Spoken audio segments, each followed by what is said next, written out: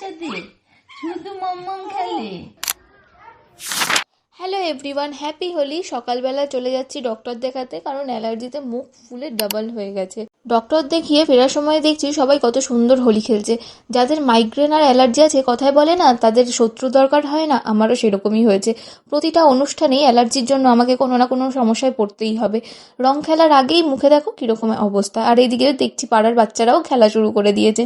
আজকের মেনুতে প্রথমে 2টো ইঞ্জেকশন ছিল, তারপরে এই ব্রেকফাস্টটা আমি আর মা সেরে নিলাম।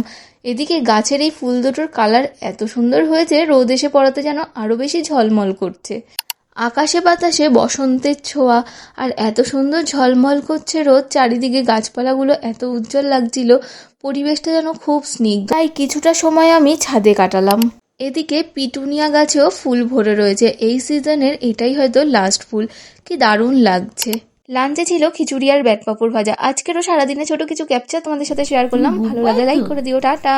পুকু বাবাটা কি হয়েছে? ঘুম পেয়েছে?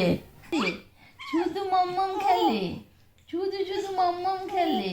কি একটু খেলে না সন্ধ্যাবেলা বাবাটার সাথে, তাই না বাবা? বাবাটা মাম্মামকে মিস করে, এই জন্য